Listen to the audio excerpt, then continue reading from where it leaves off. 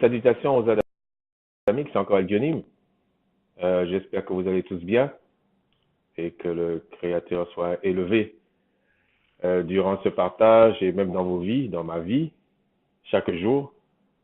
Il faut qu'on apprenne à se bénir, ok? Il ne faut pas qu'on ait des idées idiotes, méchantes sur nos frères et sur nos sœurs. Parce que on ne sait pas à quel niveau est situé tel frère, telle sœur quand elle parle, elle peut détruire d'autres. Pour ceux qui peuvent comprendre, qui comprennent. J'aime pas trop le mot humain parce que c'est galvaudé aujourd'hui, c'est pour ça que je dis adamique.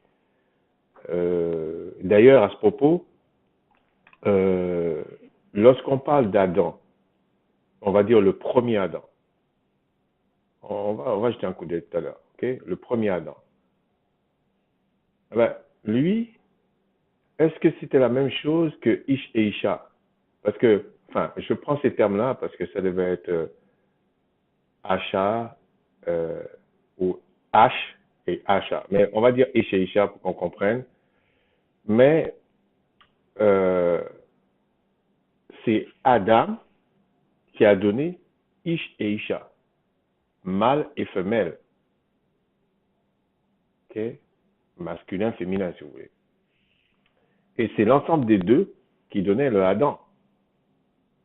Mais le Seigneur a permis, le Tout-Puissant a permis que les attributs du Adam reviennent à Ish, ok? À la majorité, parce qu'il faut qu'on se comprenne quand même. Donc, je dis ça parce que on peut toujours compliquer des choses qui sont simples à comprendre et on peut toujours essayer de faire comme si on connaît mieux que les autres et tout ça.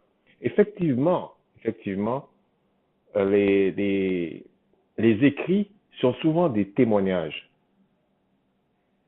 Et j'ai vu passer un commentaire sur une chaîne, je pense qu'il a, il y a qu'un, mais je suis pas certain, ok? Je pense que c'est lui. Il y a une discussion sur Marie. Et puis, il y a eu un commentaire, je pense que c'est une sœur, qui a dit, oui, mais Marie, on a dit à Amandine qu'elle était le chef des apôtres.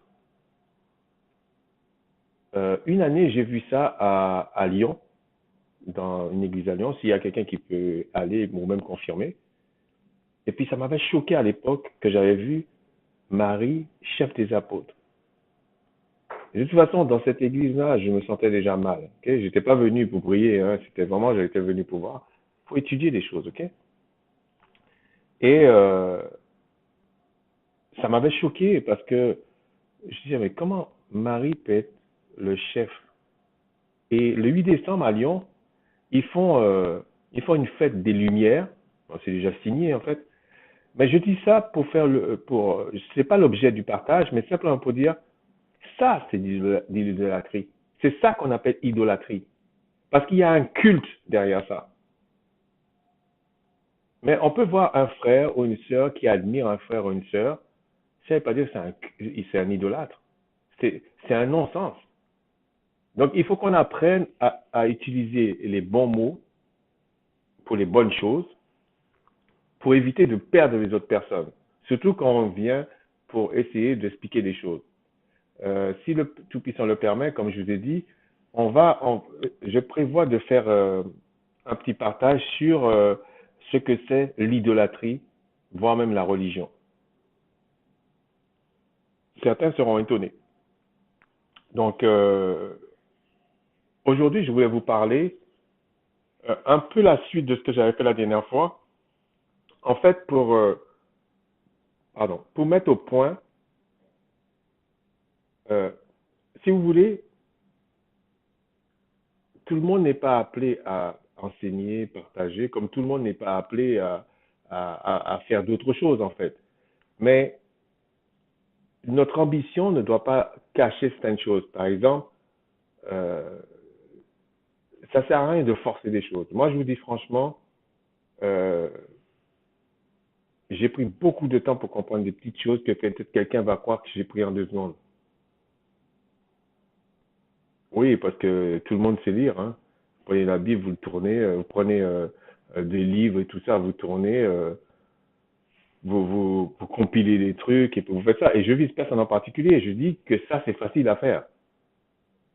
Mais comprendre, c'est autre chose. Donc, la dernière fois, je disais que la loi et la foi, c'était comme une même pièce avec deux faces. C'est-à-dire que vous ne pouvez pas parler d'une pièce s'il n'a pas deux faces. La face pile et la face et l'autre face, en fait. Je ne sais même pas comment on dit l'autre face, en fait. Mais en fait, oui, c'est deux faces, c'est deux, oui, c'est deux faces. On dit pile et face, mais c'est deux faces. Mais c'est-à-dire qu'on ne peut pas venir devant quelqu'un et puis lui dire, mais tu vas pratiquer quelque chose, mais quelque chose qui, qui te justifie pas. Même si la personne dit oui, c'est comme le jugement et le jugement dernier. Je ne sais pas si vous pouvez comprendre ce que je veux dire. Oui, quand tu vas obéir à quelque chose, eh ben, on va pas te faire, il y a un mal qu'on va pas te faire. Mais tu peux être dans une situation où on t'impose de pratiquer quelque chose, et puis comme ça, tu n'as pas de problème. Est-ce pour autant que ça t'a justifié? Non, non, c'est ce que j'essayais d'expliquer en fait. Et la foi, c'est autre chose. Comme on dit, Abraham est le père de la foi. Donc c'était ça que je voulais expliquer aujourd'hui. Je suis revenu à la partie de, et je continue à dire, que le verset qui dit je mettrai inimitié, alors Genèse 3,15, je mettrai inimitié entre toi et la femme, entre ta postérité et sa postérité, celle-ci écrasera la tête et tu lui briseras le talon. Donc on voit ici, bon, c'est pas l'objet non plus, mais c'est simplement, c'est des éléments que je donne, ok? On voit ici qu'il y a une postérité du serpent, ok? Et on parle de la postérité on va dire d'Adam et Ève. Donc, une postérité adamique. Mais cette postérité adamique, qu'on dit qu'il va écraser la tête du serpent, à travers Yasha, on voit que c'est une postérité qui est éveillée, qui est spirituelle. Parce que même si on dit la postérité du serpent, le serpent, c'est pas un, il est pas terrestre. Donc on pourra jamais le battre si on n'a pas cette, cette bénédiction du Créateur. Et pour être dans la bénédiction du Créateur, il faut être spirituel. La loi est spirituelle. Mais comment tu vas faire pour appliquer une loi si tu n'es pas spirituel? Comment tu vas faire pour apporter un sacrifice devant le Créateur si toi-même ton cœur n'est pas droit? Et c'est pas quelque chose qui... vous savez, aujourd'hui, il y a certaines maladies. Une fois, quelqu'un m'avait dit ça. La personne avait... euh, je m'en souviens jamais le nom de cette maladie. Euh, quelque chose qui est lié au cœur, comme si la personne a une... c'est lié au cœur. Mais, si ça me revient, je vous dirai. Okay? Et cette personne-là me disait, je lui disais, mais il faut te calmer, il faut te détendre et tout. Et puis il me dit, non, mais c'est pas l'attention. Il faisait de l'attention, c'est ça. Mais la personne me dit, mais tu sais, c'est pas que je fais exprès. Il y a certaines choses que je vois, certaines choses qu'on me dit, et j'ai beau essayer de dire, j'ai beau essayer de me détendre, ça agit sur moi. Ce que j'essaie d'expliquer, c'est que tu as beau essayer de pratiquer quelque chose, mais ce que le Créateur regarde, c'est dans quel état d'esprit tu es quand tu le fais. Un peu comme je disais, quelqu'un qui vient au temps de Macha et qui vient, qui apporte un animal en sacrifice, et puis il n'est pas content. Il est, il est, il est, il est pas content, il fait la tête pour X choses, et puis il amène un animal, même si c'est un bel animal. Son sacrifice n'est pas bon. Il faut les deux. Il faut le cœur plus ça. Et comment tu vas faire pour que ton cœur soit droit alors que tu es né dans le péché? Parce que toute la descendance après Adam est morte spirituellement. C'est comme ça. Et là où il y a eu un soulagement, c'est à partir de Macha. Mais c'était temporel.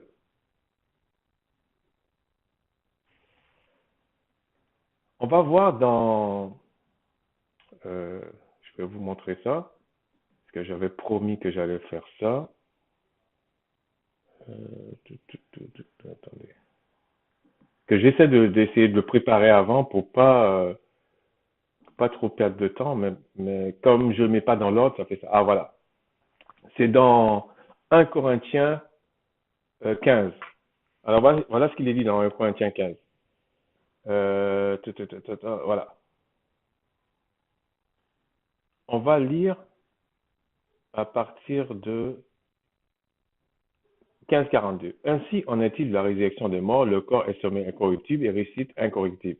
En fait, là, il parlait de différents types de corps spirituels.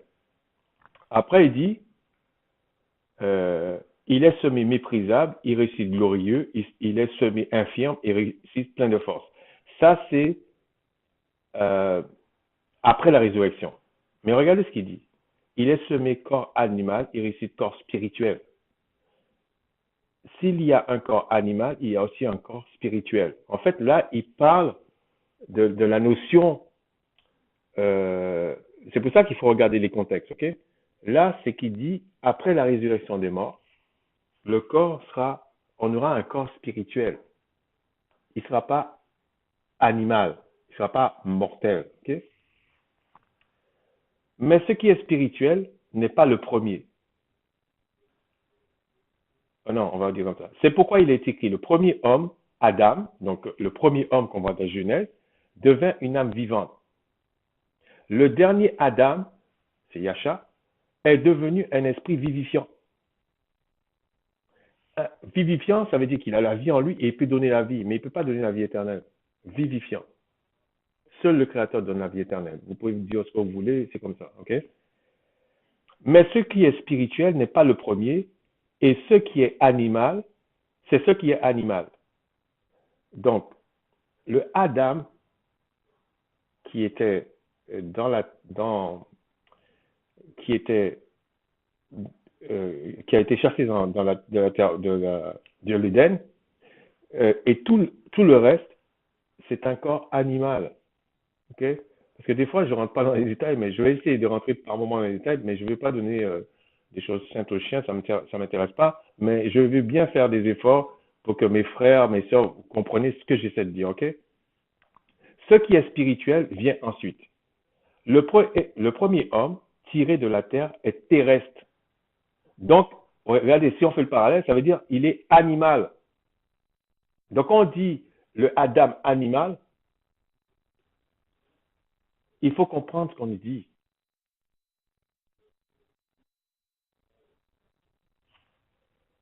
Ensuite, le second homme est du ciel. Donc, ça, c'est le Adam spirituel. Et il y a d'autres textes qui montrent que Christ est aussi un Adam. Okay? Et après, il explique tout ça, mais ce n'est pas l'objet il disait qu'il y avait plusieurs types, ok? C'est de corps et tout ça. Ensuite, je vous ai préparé quelque chose, ça va être plus simple pour moi aussi. On va revenir sur ça. Parce que j'ai eu l'impression qu'il y a des choses qu'on ne comprend pas, ok? Je maintiens et j'assume. Parce qu'il y a des gens qui pensent que, bon, c'est vrai, je tacle un petit peu en disant ça, mais il y a des gens qui pensent que ils ont le monopole d'être un homme et puis les autres je sais pas quoi. Non, je pense que mes frères, ils pensent ce qu'ils disent, ils appliquent ce qu'ils disent dans leur vie et c'est bien. Et j'espère que le peuple du Créateur sera, en tout cas de ce côté-là, comprenne que c'est le Créateur qui va nous changer. C'est pas possible qu'on vienne avec des trucs, des toutes sortes de revendications, ça va rien faire du tout. Je vous assure, le problème est beaucoup plus compliqué que ça, en tout cas, ce que j'ai compris. Et je pense que j'ai pas tout compris. Je ne sais même pas si j'ai compris 1% du truc, mais je vous dis, c'est pour ça qu'il y a cette arrogance sur la terre. Donc, je disais le Adam animal. Je répète, le Adam animal. Il a été, bien sûr, on a encore cette forme-là ici qui vous font croire qu'on est un Adam animal.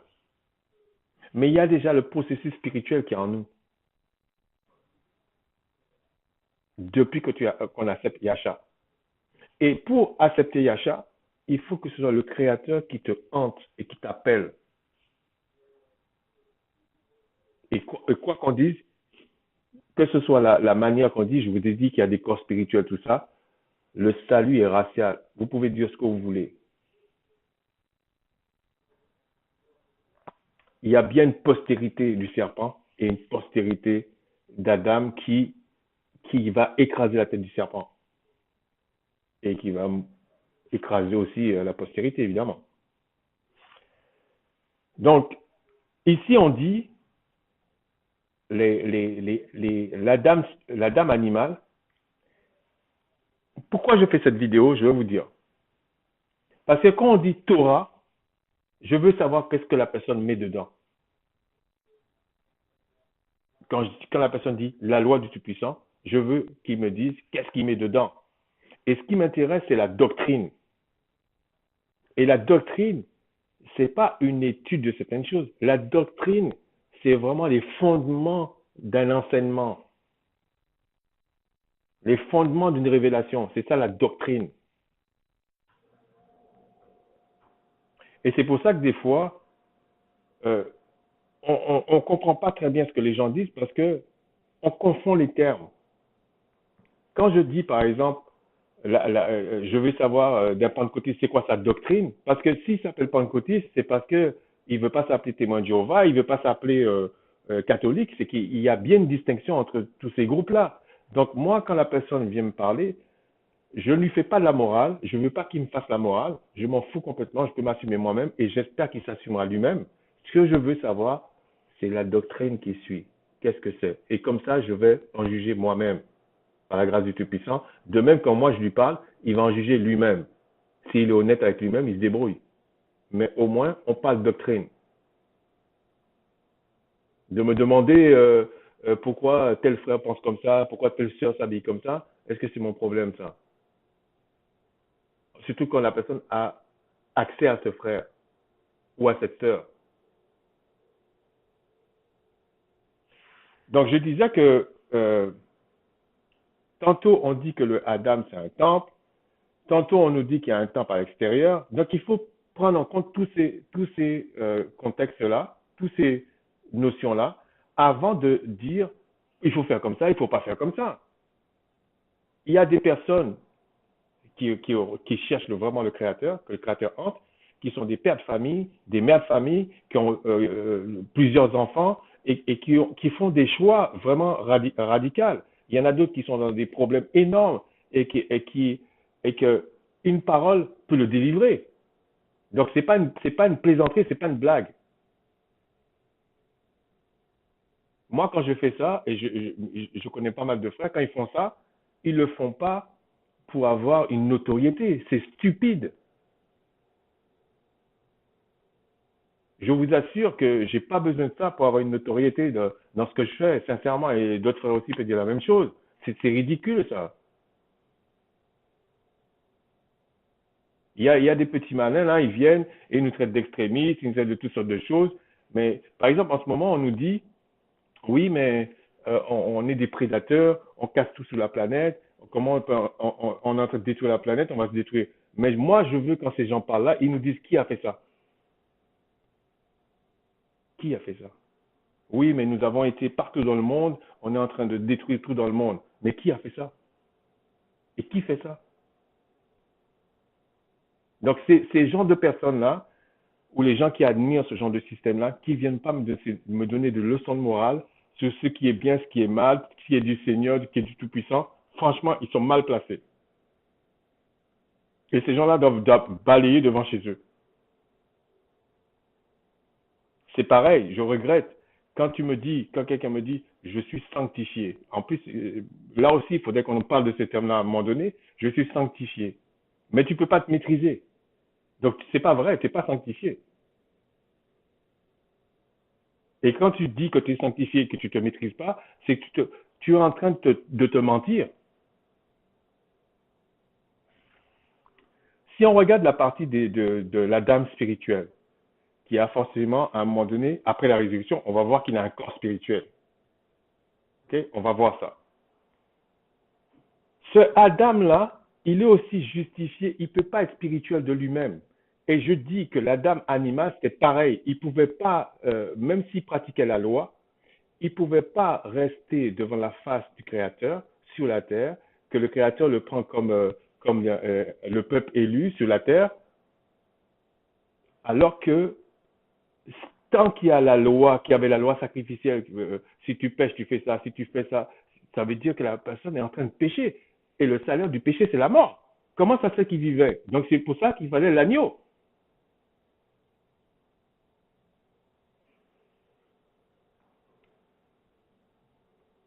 Il y a aussi, euh, je disais que dans la Torah, qu'est-ce qu'on met dans la Torah? C'est vrai qu'il y a des gens qui vont vous dire, la Torah, c'est dans Exode 20, c'est ce qu'on appelle communément chez les catholiques ailleurs, là on dit les 10 commandements. Ça, il y a des gens qui vont vous dire, ça c'est la Torah. Mais il y en a d'autres qui vont vous parler aussi de Lévitique. Lévitique, c'est là où on rentre dans tous les détails de la loi, et c'est là qu'on introduit l'ordre d'Aaron. Mais quand on regarde ces lois-là, c'est vrai que c'est la même chose que les 10 commandements, mais là on rentre dans plus de détails. Donc quand la personne vient et me dit, moi je pratique la Torah, je ne veux rien savoir de quoi que ce soit, aujourd'hui je suis obligé de lui demander, mais qu'est-ce que tu mets dans la Torah? J'ai posé la question à un frère, un frère, il me dit non, moi je suis pas un sadducéen parce que c'est les sadducéens qui faisaient la loi, dans la loi de Macha, ce qu'on appelle la loi de Macha, c'est lui qui faisait les lois sacrificielles. C'est faux, c'est faux. Au moment où Macha reçoit la loi par l'ange du Créateur, qui est venu vers lui, qui lui a expliqué tout, qui a même montré à certains hommes l'image du temple pour passer le temple et tout ça, il n'y avait pas de sadducéens là-dedans. Et il faisait les lois sacrificielles. Donc, si on se colle à ce que faisait autant de Macha, c'était ça la Torah. Donc, quand la personne vient et dit aujourd'hui, je pratique la Torah, il pratique quoi? Et c'est ce que l'apôtre Paul disait. Si tu viens faire les lois sacrificielles aujourd'hui, c'est que tu es en train de communier avec des démons. Et quand on parle de la viande sacrifiée aux idoles, des choses comme ça, c'est qu'il y avait un culte derrière ça. C'est que c'était un jour de fête, comme on voit aujourd'hui, la Noël, les gens mangent, ils s'invitent et tout ça. Et il dit non, faites pas ça. Mais ça ne veut pas dire que tu vas dans un magasin, tu achètes ce jour-là de la viande, et puis tu vas rendre grâce chez toi, que tu as péché. Je parle d'une viande pure à la consommation. Non, tu n'as pas péché là. Mais si tu vas ce jour-là chez quelqu'un qui fête Noël, et puis un frère qui est faible te voit rentrer chez quelqu'un pour aller manger, vous êtes en train de faire la fête, même si tu dis que tu étais dans ton coin, tu ne fais pas la fête. Mais ils sont en train de chanter des cantiques de Noël, et puis toi tu es là. Puis il te voit manger, qu'est-ce qu'il va penser?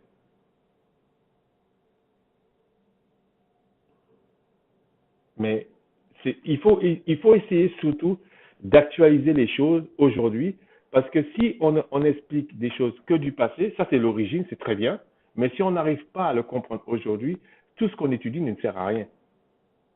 Ça va sauver personne. Donc, là, on voit que la loi, la Torah, il y a des choses aujourd'hui qui sont pas, qu'on ne peut pas pratiquer parce que Yasha est venu accomplir cette partie-là. Mais la partie qu'il n'a pas accomplie, attendez, la partie qu'il n'a pas accomplie, c'est les lois cérémonielles ou les lois cultuelles, c'est pareil, hein, et les lois sociales. Parce que le vrai spirituel, quand il est sur la terre, il est encore dans un corps, on va dire, de chair, là, comme ça. Il y a des lois il y a des lois qu'il va pratiquer parce qu'il se marie, tout ça, des choses comme ça. Mais quand il aura le corps parfaitement spirituel, il n'y a pas de mariage. En tout cas, pas dans le sens humain.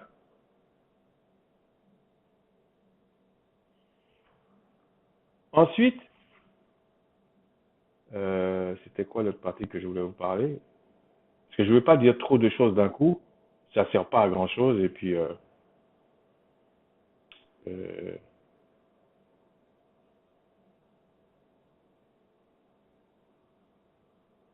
je vais vous dire pourquoi j'avais pris ça.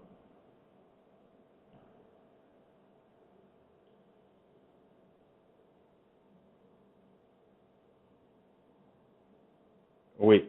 Bon, quand on regarde par exemple Romains 5,14. Cependant, la mort a régné depuis Adam jusqu'à Macha. Écoutez bien. La mort a régné jusqu'à Macha.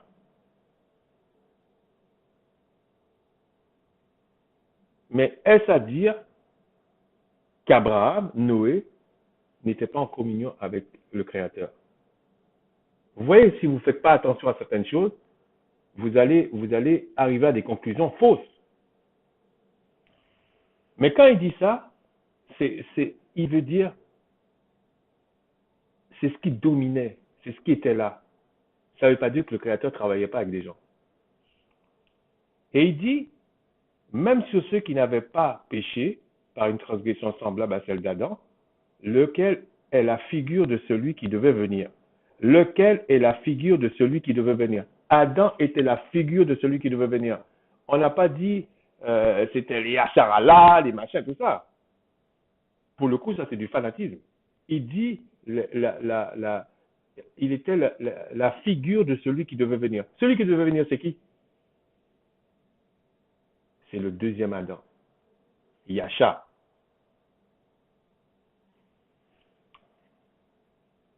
Mais il n'en est pas du don gratuit comme de l'offense.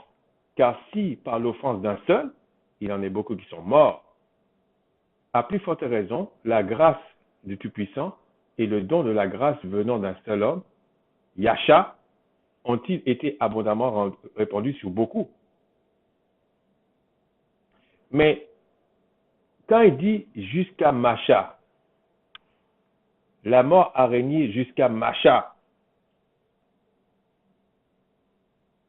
il y a deux manières de le prendre. On peut dire la mort a régné depuis l'ère de Adam jusqu'à l'ère de Macha. Ça veut dire jusqu'à Yasha qui vienne. C'était la loi complète de Macha qui devait être appliquée. Okay? Donc, si on le prend comme ça, on comprend ce qui est écrit là. Donc, ça veut dire que la mort spirituelle a régné. Même s'il y avait les Yasharala, même s'il y avait les lois et tout ça, c'était renouvelé tous les 1 an. Et c'était là pour, comment dire, c'était pour garder ce peuple dans la bénédiction. Et ça le justifiait pour 1 an. Quand on dit justifier, ça veut dire ça te purifie. La loi est là pour sanctionner. Elle n'est pas là pour te justifier. Que tu le prennes comme tu veux. La loi est là pour te justifier. La loi, d'ailleurs, le Créateur fait exception de personne. Tu es sur la terre, tu pêches, tu vas mourir. Peu importe, même si tu es la postérité du diable ou tu es la postérité qui est appelé à la repentance. C'est comme ça. Une loi ne peut pas te justifier quand même. C'est tellement banal, j'arrive pas à comprendre. Qu'est-ce que la personne ne comprend pas?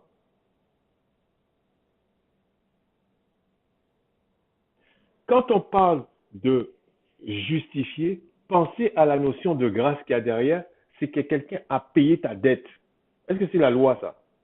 Est-ce que c'est la Torah qui est là, qu'on paye ta dette? Vous voyez bien que c'est deux notions différentes, même si elles sont complémentaires, c'est deux notions différentes.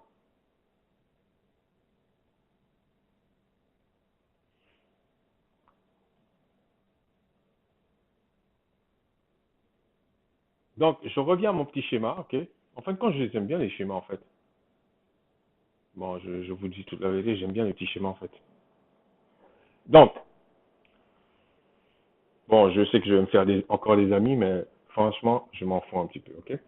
Je vous explique ce que moi j'ai compris, ce que j'ai à cœur, approfondissez, cherchez à comprendre, s'il y a des questions, tout ça, mais moi je parle, je demande des comptes à personne et que personne me demande des comptes. Quand on fait un débat, quand il y a un échange, on se respecte mutuellement et c'est tout à fait normal. Donc, moi j'ai essayé de décortiquer la partie avant Yasha, avant Macha, avant Moïse. Beaucoup de personnes parlent de la loi de Moïse ou la loi mosaïque. Franchement, je vous dis, j'aime pas trop ça. Parce que ça, c'est une porte ouverte pour que les gens disent, ah, mais comme c'est la loi de Moïse, je m'en fous de la loi de Moïse. Maintenant, je suis sous la loi de Yasha, on ne sait pas ce qu'on met dedans. Je vous signale que Yasha lui-même a dit, euh, on ne doit pas enlever un seul iota de la loi. Si vous enlevez, on va enlever ça de votre vie aussi. Mais il parlait de quoi?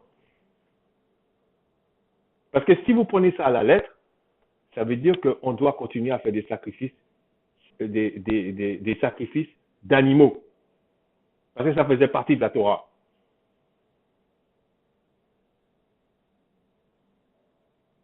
Pourtant, donc il y en a d'autres qui vont dire, ah, mais c'est n'importe quoi. Vous voyez, Yasha se contredit, tout ça. Non, il ne se contredit pas. Parce qu'à l'époque, c'était évident ça. C'est aujourd'hui qu'on est là dans la tête.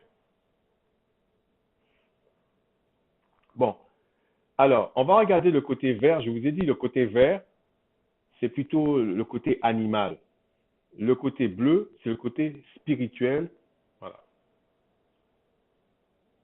Regardez, tout ce qui concerne les adamiques, alors je précise adamique, c'est tout ce qui est lié à Adam, à Adam. C'est-à-dire que quand on dit Adam, Adam, ça veut dire homme. Donc, il y avait des lois. Je vous dis ça. Regardez au temps d'Adam, pour que le Créateur euh, euh,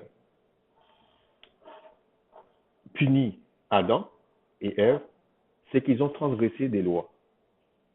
Ça veut dire que le Créateur leur a dit quelque chose, leur a enseigné des choses. Il ne faut pas oublier que la Bible, c'est aussi, enfin la Bible, les livres, c'est aussi une narration. Donc, on ne va pas rentrer dans tous les détails, mais on te dit l'essentiel. Donc, le Créateur a bien parlé à Adam, qui Adam était censé enseigner Ève, mais ça s'est mal passé. Parce que le diable était rusé et il s'est mal passé.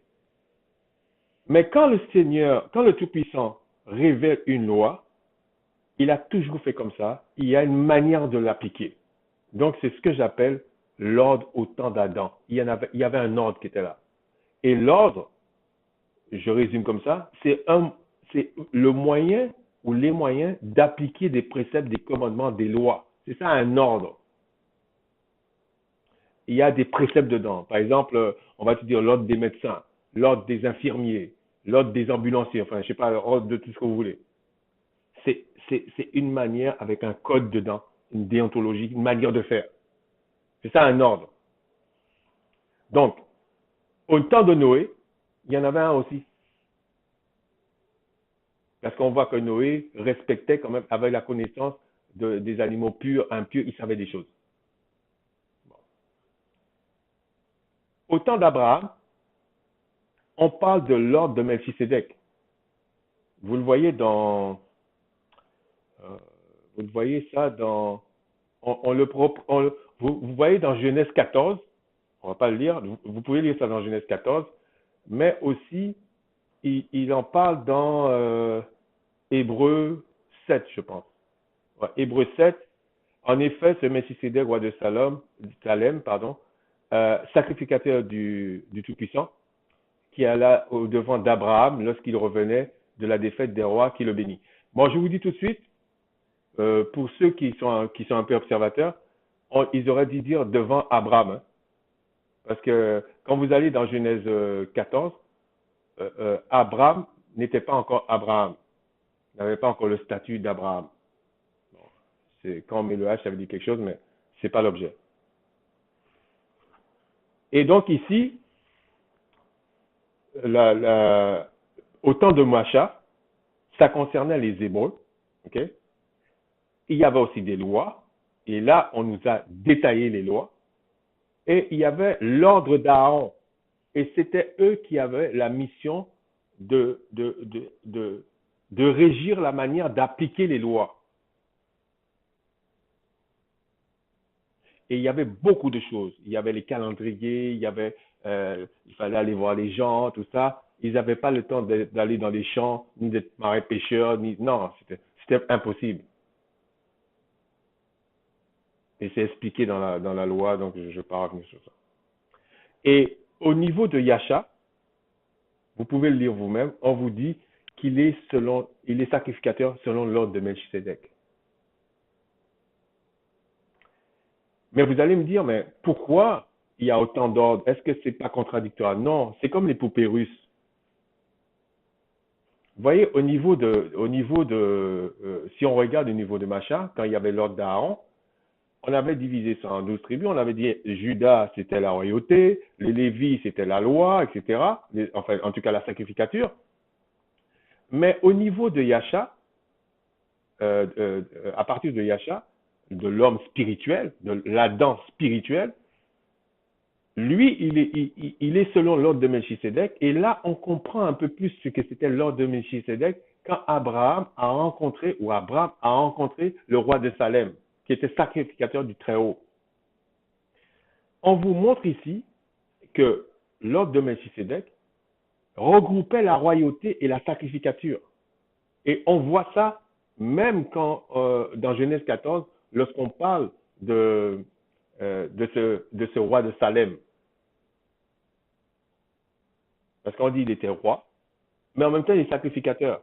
Alors que dans la loi de Macha, ou à la période de la loi de Macha, qui était considéré que Macha avait la mission de diriger le peuple, en tout cas de mettre les bases pour les Yasharala, lui, on lui avait donné l'ordre, c'est qu'on avait séparé la sacrificature et la royauté. Alors que Yasha remet les choses en place. Et regardez bien, les Yasharala se réclamaient d'Abraham, leur père, alors qu'Abraham n'était pas un Israélite. Puisque c'est à partir de Jacob qu'on parle d'Israélite. Parce qu'on lui change le nom. Donc, oui, la personne peut penser, il y a des gens qui peuvent penser, quand je dis adamique, je ne sais pas ce que je suis en train de dire. Qu'est-ce que ça veut dire, machin, tout ça? Non, non, non, non, non, non, non. Étudions pas à pas. Comme des élèves, des gens sages. Regardons pas à pas. Ne méprisons pas les autres. Ça sert à rien. Et donc, je dis qu'aujourd'hui, si nous acceptons Yasha, si nous pratiquons les lois cérémonielles et les lois sociales, nous cumulons les deux. Et je vais vous dire, c'est la seule manière d'écraser la tête du serpent.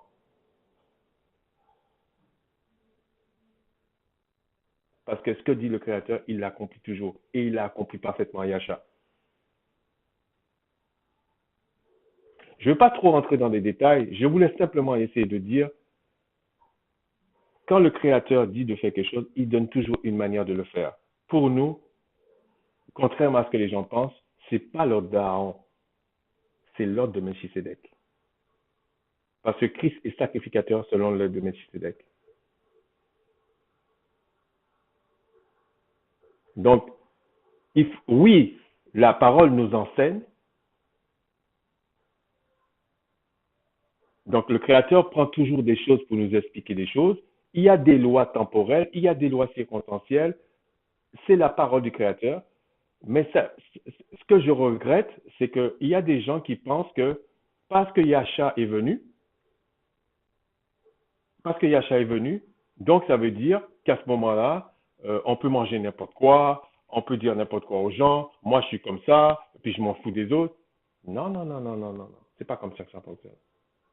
Il y a des lois, il y a des choses que le Créateur a dit, bon, j'ai accompli parce que je veux les trouver, je vais faire ceci, je vais faire cela. Je les, je les réveille pour quelque chose, de même que je les ai punis. D'ailleurs, il y a la notion de punition et la notion de malédiction. Mais je ne vais pas rentrer là-dedans. Okay?